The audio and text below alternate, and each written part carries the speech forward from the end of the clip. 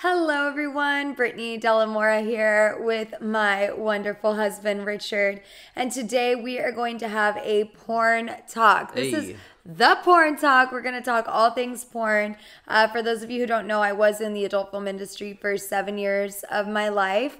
And I have been out now for 10 years.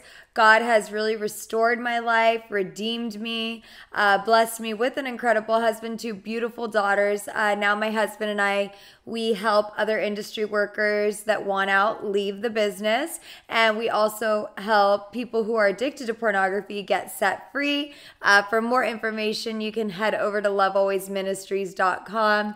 And so if you are struggling with porn or lust, this conversation is for you. You're not going to want to tune away because we are praying and believing that you are going to receive something so incredible from this talk today that is just going to set your soul on fire for God and set you free from porn, hopefully once and for all. Come on. Well, babe, this will be a fun conversation today. I know this is a topic that everyone loves for us to talk about, and it's just so cool. So with that being said, how has your day been today? My day's been great. I went to bed. I feel like such a grandma because I've been going to bed at like 7:30 and I went to bed at 9 o'clock last night. So I feel tired today. Yeah, it's weird, right? You go to bed early and then you wake up at like 4:40. Yeah, I'll wake up at like 4:40 in the morning. One day it was like 3:45 But yeah, so now you feel better. Yeah, how are you doing? I feel great. I'm excited because what some people don't know is you surpassed your 10-year anniversary of you being out leaving of the porn. Being out of the porn industry. It's been over 10 years. Yeah. Like, how incredible is that? Like, to you, just thinking about it, does it seem that long to you, or does it seem pretty fast? Or yeah, because when God does a great work within your life and really heals your heart, like, it feels like porn is such a thing of the past. Like, I feel like I don't know, a part of me feels like I never did that work, because I'm so far removed from my past in the sense of like, I don't feel broken by it, hurt by it. Yeah. If I go and I sit and I think, it's like, I'm amazed, like, whoa, like, I did porn for 7 years. Yeah. That is crazy. Yeah. I don't know if I've ever asked you this question, but when was the first time that you were introduced to pornography? I was introduced to porn by, I want to say like I was probably in 6th grade, maybe 5th. I don't know, something like that. There were I grew up in a condo, and so all the little neighborhood kids, there's a bunch of them over there. And I remember one day they told me and my friend, a girlfriend of mine, that they wanted to show us a movie. And they took us in a room upstairs at the condo and put on a porn film. I still remember the name of it. I'm not going to say it. But I was just like, my jaw was to the floor. And I told my friend, oh my gosh, you're not supposed to show this stuff on TV. Like, they're showing a penis and a vagina. This is illegal. And she's like, stop it. She was all embarrassed by my innocence and was like, it's a porno. And I was like, what does that even mean? Yeah. Because I had only seen regular television and they never show penises and vaginas on regular television. And I was mortified and I didn't know whether to look or look away, but I knew that I wasn't into it. Yeah.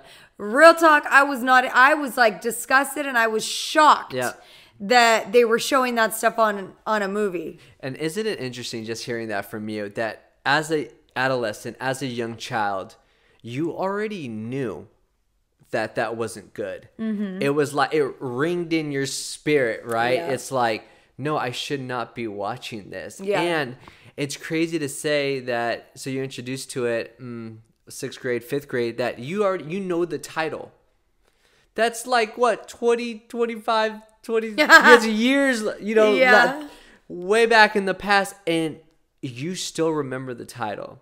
I think that's why it is so big on our hearts that we're always fighting against pornography, because even as an adolescent to our young adult years to our adult years, that it affects us no matter what. You know what's crazy too, a story I never really shared. There was this kid in like junior high. I used to wear, they were in like those little chain belts around my pants. Yeah. I don't know, they were in, but like I don't think a lot of teenage girls wore them. Yeah. And this guy used to be like, oh, you wear chain belts, you're going to be a porn star one day. Wow. And I just think be so careful about the words that you let people speak over to you, because he would always tell me, what up, future porn star? What up, future porn star? I didn't even he know. would Yeah, say that I never heard almost this. every Oh time my I gosh. saw him. And at first I'd be like, ew, you're crazy. That's ridiculous. I would never do that. But fast forward a few years into him saying that in high school, I actually have a journal entry when I was trying, because I was a straight A student, honor roll, and I was going to go to college in Santa Barbara, and I wrote down, how am I going to pay for school, because I knew I wasn't going to have financial help from my parents. So I literally wrote down things that I could do for a living, and I wrote down stripping and prostitution, and I wrote down porn. Or no, I didn't write down porn, but I wrote down stripping and prostitution, because those are things that I had heard conversations about in high school, and about how much money a woman could make. But I didn't realize like how detrimental that would be. But I was entertaining those ideas because of the amount of conversations around the things that I had heard. And that's just good to know too, that even if you're in that atmosphere, if you're around those people having those conversations, not only could it influence you to get in that industry, but it also could influence you to watch pornography. Absolutely. So that's why it's so imperative to be careful with the people that we are around. Well, going into your, the beginning of you jumping in to the industry, I remember the conversation that you told me that once happened. It was at the Spearmint Rhino, and some gentleman, or was it one gentleman, or was it a couple people? What was it? The porn producers, there were two. There was two porn producers, and one of them told you that you're going to be a star. Yep, they were tipping me a lot of money on stage, and I went to go talk to them, and they said, you're beautiful. You are destined to be a star. Like, you're going to be famous. And they said, we make romance movies. Yep. If you're ever interested, give us a call. Yep. And they had left the club after that, because I got called to go on stage, but they had left behind a business card with a girl that was there that I knew. Wow. And so she gave me the card, and I called them and went to LA. Then I was going to be in LA actually the next day, because I had a neurology appointment. And so I went to my doctor's appointment. I was like, I'm just going to give him a call. Wow. And they were like, oh, we're shooting porn. Come over. Like, you can check it out. We'll take your photos and get you with an agent. So. Jeez. And that's where it all started. Now, this is what trips me out, because sometimes the entrance to temptation is the need for validation. And when you need to be validated, when you want to be accepted, affirmed, and approved, the enemy has a crafty way of serving you what you want. And it was a legitimate need at the time. Well, I just think it's a legitimate need for all of us, but it was fulfilled in an illegitimate way. And let's just stop and pause there. Let's talk about like the validation part of it. So here you are, they say you're going to be a star, which you were, right? Said you were beautiful, which you're the most gorgeous woman in the world.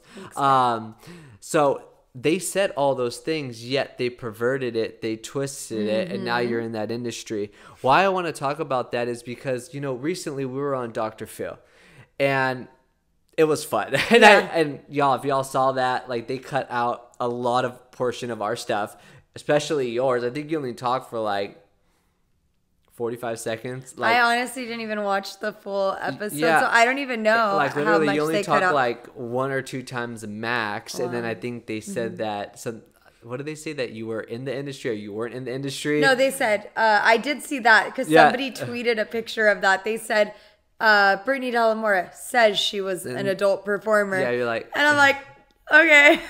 Yeah. Anyways, we love Dr. Phil. I just think it was bad the way the production or editors just wrote that out. I just think they didn't understand what they were doing. I just really find it interesting when we were there, and just from what we're hearing through other performers, how when I get in the industry, or when I step foot in the industry, I feel empowered. I feel loved. Some people would say it's like, I finally made it. I'm becoming this person that I've always destined to be. This is like my dream job. And like some of these statements, I'm like, this was not your dream job growing up as a child. Like, I don't think any child says that. Well, the one girl that said that, I actually really could relate to her, because the woman she was a pastor now, an adult, works in the adult industry. And she said that it was her dream to become a stripper. Well, like I said, in high school, I was writing out, what are you going to do with your life? Because I had dated a guy in high school. Yep. And his mom was a stripper. Got and it. he would always say, oh, my mom makes a lot of money, this and that. So I was like, well, you know, and then I remember guys in my high school class praising all these women that worked There at it a is, strip club. but So praising, it was, right? Yeah, Then- and it was like, oh, I want that. I want to be affirmed. There you so go. yes, one of my dream jobs was I want to be a stripper. Well, because I lacked validation in There my you go. life because I grew up in a verbally abusive household. And so, and it's the same is true. Like even the women on the Dr. Phil show, they were saying that they were finding healing in their way of living. And I believe them to an extent. Although they're not actually finding healing, they're mistaking a void being temporarily filled as healing. That's not healing. That's a void being temporarily filled because they grew up in households where sexuality was suppressed because they grew up with this toxic purity culture, right? Where it was like, you can't have sex before marriage. You're not allowed. You're not allowed. Where it's like you're going to go to hell if you do this, It was you know? so law. It was so suppressed and so lawful. And we do believe in not having sex until marriage. Absolutely. But there's a proper way to approach it. And it's with the spirit versus the law. So good. And they weren't approached by the spirit of God. They were approached by the law. So for them, it's like, well, you know, I thought I was going to go to hell my whole life. And now it's like, I'm free. But you're not really free. And you'll soon find out that you're actually a slave to your sin, but you just haven't been in it long enough to recognize that. Absolutely. And so I just loved everything that you said right there. And let me just like go back to what you said. Just that need to be affirmed. Yeah. And I think that's where we have to be careful. And especially when I see people who are porn consumers, that entranceway comes through validation for most of them. And sometimes we overlook that. And you might even be watching here today and you're like, well, I don't believe that's true. Well, let's really go back in your life. Maybe you're watching porn because you and your wife don't have sex. Then it's like, okay, why don't you guys have sex? Or maybe your wife doesn't feel on the opposite, on the contrary, loved, affirmed, and accepted. And this is the reason why you guys aren't having intercourse. Or maybe some people get insecure with their body, insecure with themselves. So they end up watching pornography. Or like you said in your upbringing, I was, never told I was beautiful. I was never loved. I didn't really have anybody that said that, I adore you. I appreciate you. I'm proud of you, son. So what do? You look for validation. And I think that's something where we have to be careful because the enemy will always serve us a dish that like we hunger for. Yeah. So I just think we need to be really mindful of that. So moving on along, back in the days, you said something that really just like put a little light bulb up in my head. And one of the lines that you said was when you were in the adult industry that you said, when I stepped into the adult industry, it bettered my life. What did you mean by that? And looking back at what you said. No, I think I said that I got in it because I wanted it to better my life, right? Something along those lines. Yeah, so I think because I was looking for like finances. I was looking for a family, and it's like in the very beginning, it's like sin is always pleasurable in the beginning. Until it's no longer pleasurable and then it rots away at your soul and you're just like, why am I here? I'm miserable. I'm broke and I hate this. I wish I could stop, but I'm a slave to this and it's controlling me and I don't know how to escape and I don't know how to get out and I would give anything to be free. But until you get to that point, your sin is usually pretty pleasurable, right? Absolutely. And that's why it's like, so anyways, when I got into that business, I think like there were performers and there was my agent, and it's like we all lived together in this model house and we went out to dinners every Sunday, and it was like, it felt more like a family than the one I had because we were at least kind to one another, you know? Yeah. And then, money, I mean, gosh, I was making a lot of money and it gave me the ability to not need the help of my family. So it bought me freedom. And so, there was false freedom though. Well, false finances Financial freedom. Okay, it gave me financial freedom Yeah. at that time At that until I time. became a raging drug addict, and Then all you- of a sudden I blew all my money. Yeah. I mean, I remember at one point you met one of my friends that was in the adult industry, and she's like, "Yeah, Brittni had like $40,000 just stacked in her drawer." It was before I got my bank Yeah. account, and Yeah. I lived in LA for like a month without a bank account, and I had $40,000 just sitting in my drawer. Like, I Jeez. had to go deposit that once I opened my bank account.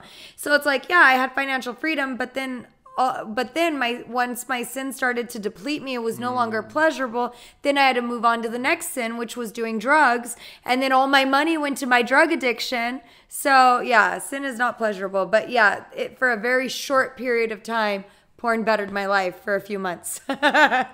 You said when your sin started to deplete you, it no longer became pleasurable. It was no longer pleasurable. Yeah. I love that. And I think that is so fitting and that is so true, especially for those who are watching porn, especially for those who get in porn, because we look at what's the shelf life of somebody in the industry? Oh my gosh, most women are in and out within 6 months. In and out in 6 months, Yeah. right? Better them for a little bit, then they're out and they became, worse, but praying that they went, went down a better route, knowing. I think, yeah, when women come in and out, I mean, some experience some severe trauma that they have to go through healing. Yeah. But I do see like a lot of women that were in and out within 6 months that at least kind of speak out, and it didn't like completely destroy their lives, thankfully, because they got out so quickly. Like, they're blessed that they got out so quickly, because they could have seen a lot worse. Yeah. I bring all that up to say, because there might be some women watching here today, and maybe they're thinking, I want to jump in to get involved in the industry. Most women that aren't really getting involved in a porn. Now everything's really as radically changed, right? They're getting into subscription-based platforms like OnlyFans or different other webcamming and whatnot. And I understand, and I get that, but I think for you, you have so much wisdom to share because you were involved. You're involved in that industry for so long, for 7 years, so you could shed light to the women, shed light to the men that try to get there. Yeah. Going back to it though, and especially in the industry, was there ever moments too where you stopped like in the industry and there was like regretful moments, or just moments where you're like, what am I doing?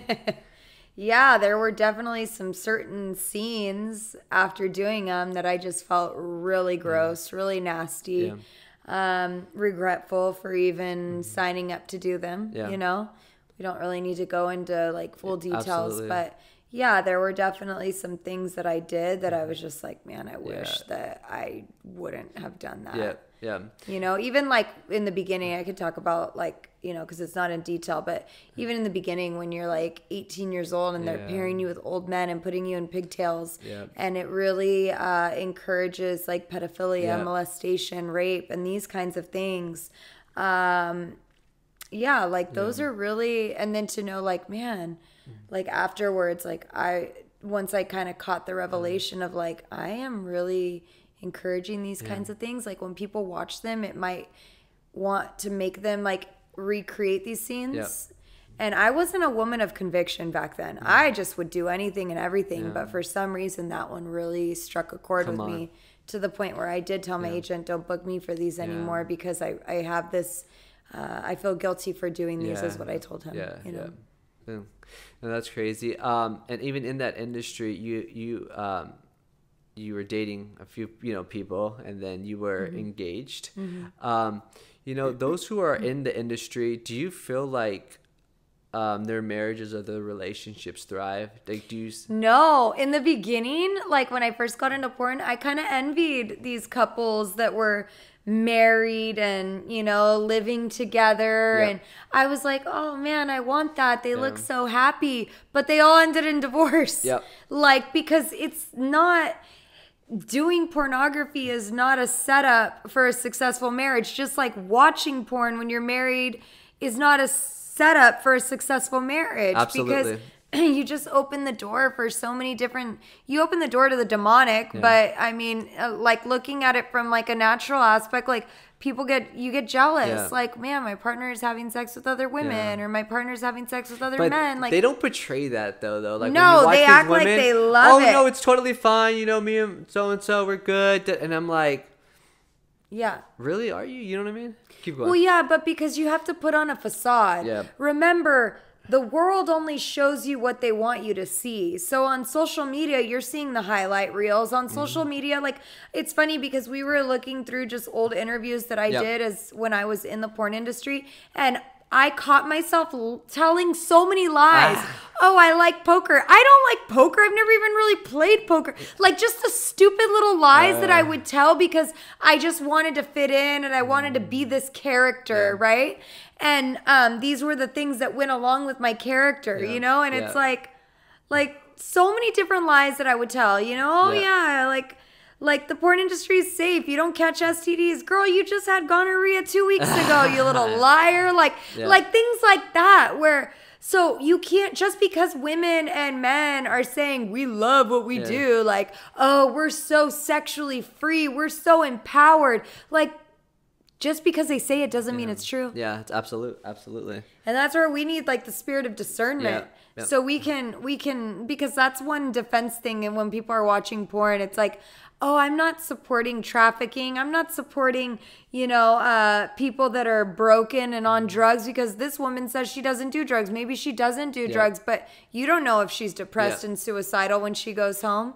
You don't know because she's in her character, and her character will always tell you a lie because we're paid to perform. We're paid to act. Yeah. And even you, when you were getting out of the industry, how were you able to manage like true intimacy? Because, you were in the industry for 7 years, did X amount of movies, so obviously you had intercourse and, different guys and blah, blah, blah, X amount of times. But how were you able to manage that though? Of really stepping into our relationship. I don't know if you were with somebody actually else that before me. Like, how were you able to like really step in and have a healthy? Yeah, well, I was with only one person before you, but I wasn't really a surrendered Christian at that point, because I had left the porn industry in December of 2012, and that's when I was dating that guy. But I only dated him for about a month because I heard your message that changed my life, and I broke up with him. Yeah. And then I surrendered. Yeah. So my surrender dates in February of 2013 was when I officially, I surrendered drugs, sex before marriage, dating even for a year. And so how I was able to manage intimacy was during that year that I took off from dating, and it actually almost ended up being almost 2 years before we started dating. I was seeking the Lord every single day. You can't be intimate with somebody else until you can't have healthy intimacy with somebody else until you first have healthy intimacy with yourself and the Lord. Come on. So I was just seeking him on a daily basis. He was healing my heart. He was restoring the broken pieces of my soul. He was encouraging me and affirming me to where I didn't need to, I didn't come to you with a broken heart, where it's like when we would have when we first, got married and were able to have sex, it wasn't like a trigger for me of oh, the men that took advantage of me, or oh my God, I used to have a pimp, or this. I wasn't crying about it because I was fully healed. I remember one girl, actually our cousin, your cousin, my cousin-in-law, asking me are you excited? Because, you're going to be married and you're going to have sex. It's just girl talk, we talk about these things. Yeah. And I told her, honestly, I'm so nervous. Yeah. I was like, I feel like I've never had sex. Yeah. And it's because the Lord really restored me. He really healed my heart, healed my soul, and also the spirit. I was operating with the spirit of Jezebel when I was doing porn. And it's so funny because it reminds me, it's not funny, but it's profound. When I read in the book of Acts, and there was a woman that was operating with the spirit that allowed her to tell the future. And when they casted out the spirit, she could no longer tell the future. Yeah. And it was like when that spirit was casted out of me, I kind of forgot everything, that lustful spirit wasn't in me anymore. Right, and so I was like, I feel brand new. I feel like I've never had sex. I'm really nervous. Yeah. So to be able to have a new sexual experiences with you, it wasn't like triggering because I'd been healed. Yeah, that's actually really good. Hey family, my name is Richard. And I'm Brittni. And we are the founders of LoveAlwaysMinistries.com. And we want to say thank you so much for tuning into this channel. And if you guys could you make sure to subscribe to this channel so you can stay updated with everything that's going on right here on this channel. And if you'd like to partner with our ministry, you can do so by heading over to lovealwaysministries.com/donate to make a donation today.